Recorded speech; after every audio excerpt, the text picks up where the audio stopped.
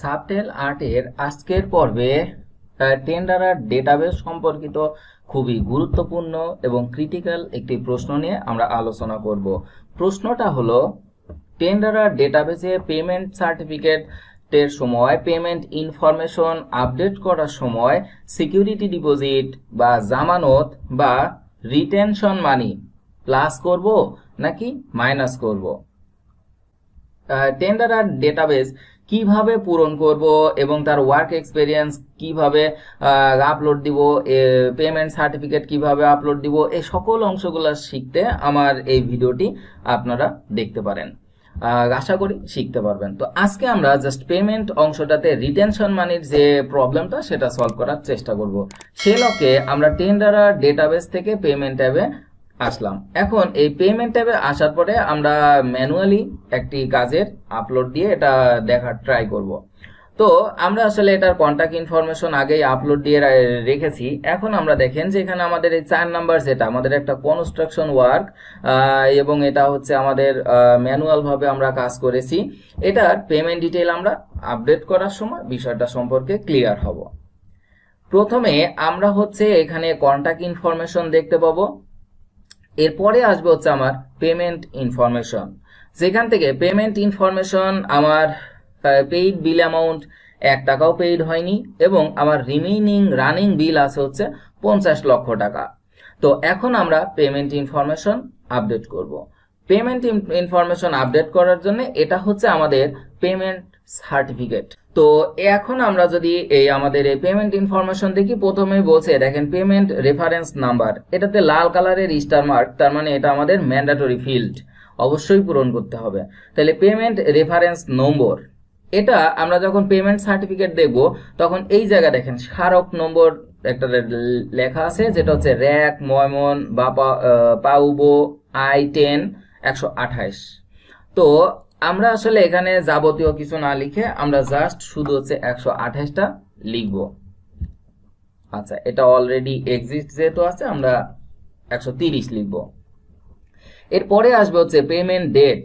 Payment date এই সার্টিফিকেটে দেখেন প্রথমেই অংশ আছে হচ্ছে পেমেন্ট ডেট। এটা হচ্ছে আমার একটা কাজ, এটা হচ্ছে কাজের নামে আমি ফার্স্ট বিলটা যখন পেয়েছি সেটা হচ্ছে 27 ডিসেম্বর 2018 সাল।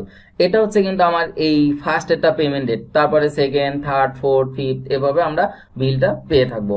তাহলে প্রথম বিলটা আমরা এখন পূরণ করব। সেক্ষেত্রে আমার 27 ডিসেম্বর 2018 হচ্ছে আমার এখানে আমার পেমেন্ট ডেট, 2018 সাল ডিসেম্বর মাসের 27 তারিখ, 27 ডিসেম্বরে আমি এটা পেয়েছি। এরপরে আমার পি নাম থাকবে, তারপরে ল্যাব ফি বা অন্যান্য যে অংশগুলো থাকবে সেটা। এখন আমরা আসবো হচ্ছে নিট অ্যামাউন্টে। তাহলে আমরা আমাদের যদি এই ফার্স্ট বিল দেখি যার পেমেন্ট হচ্ছে 27/12/2018, তার চেক অ্যামাউন্ট বা এটা হচ্ছে আমার নেট অ্যামাউন্ট, তাহলে এটা হচ্ছে 23,87,000, আমার 23,87,000। এরপরে আছে হচ্ছে আমার ভ্যাট অ্যামাউন্ট।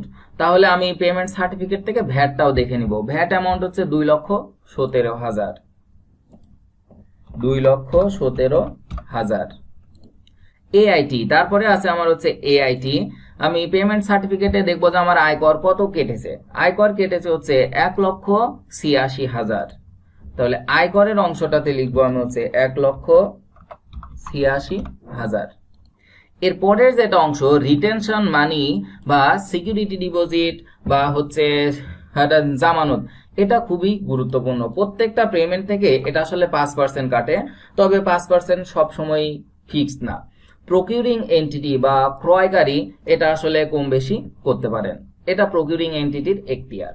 তো রিটেনশন মানে আমরা এই সার্টিফিকেটে যদি দেখি তাহলে জামানত কর্তন আমার প্রথম বিলে কেটেছে হচ্ছে 3,10,000 টাকা। তাহলে আমরা এই জায়গাতে দিব হচ্ছে 3,10,000 টাকা। আচ্ছা, এইবার হচ্ছে আমাদের মেন প্রশ্ন, সেটা হচ্ছে আমরা এখানে প্লাস করব নাকি মাইনাস করব। যেহেতু আমি নেট অ্যামাউন্ট পাচ্ছি হচ্ছে 23,87,000, এটা হচ্ছে আমার ট্রানজাকশন ক্যাশ রিসিপ্ট, এটা আমি টার্ন ওভারে লিখতে পারবো। কিন্তু রিটেনশন মানিটা আসলে আপনি এই তারিখে বা এই অর্থ বছরে নাও পেতে পারেন। রিটেনশন মানি কাজ শেষ হওয়ার পরে এই জামানত, রিটেনশন মানি বা সিকিউরিটি ডিপোজিট আপনাকে ব্যাক দেওয়া হবে। তো আপনি যদি এখন এটা প্লাস চিহ্ন করে দেন তাহলে এই সিকিউরিটি ডিপোজিটটা আপনার টার্নওভারে আসবে, যেটা কিন্তু ভুল ধারণা। কারণ এই সিকিউরিটি ডিপোজিটের টাকাটা আপনি এই অর্থ বছরে পাচ্ছেন না।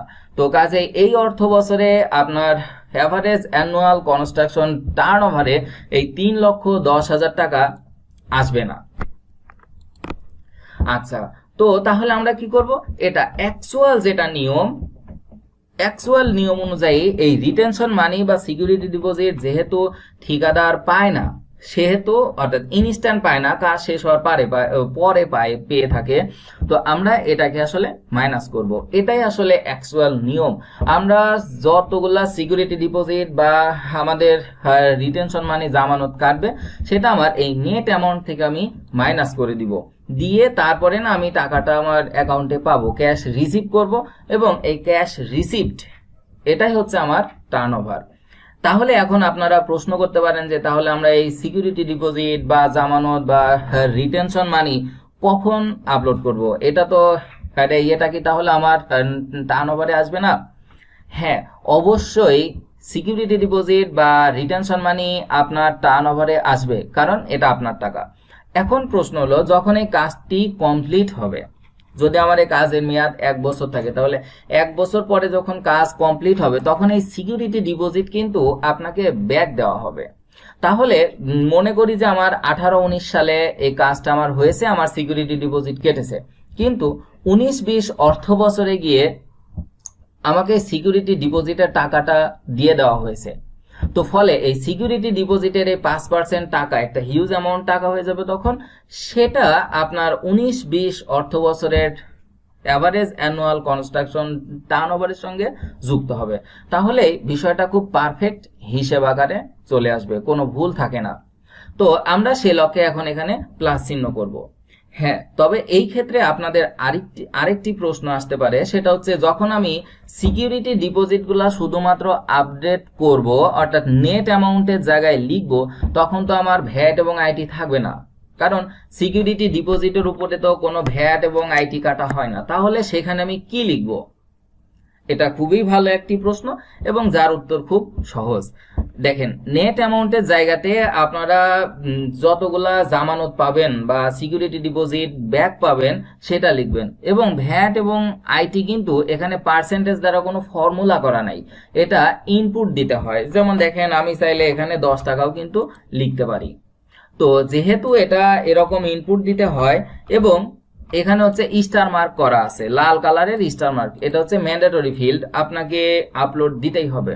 এজন্য নেট অ্যামাউন্টের জায়গায় আপনি সিকিউরিটি ডিপোজিট বা জামানত বা রিটেনশন মানিটা দিবেন, এবং ভ্যাট অ্যামাউন্টের জায়গায় 5, 10 অথবা 0.001 এভাবে ভ্যাট এবং এআইটির জায়গাতে অবশ্যই পূরণ করে দিবেন।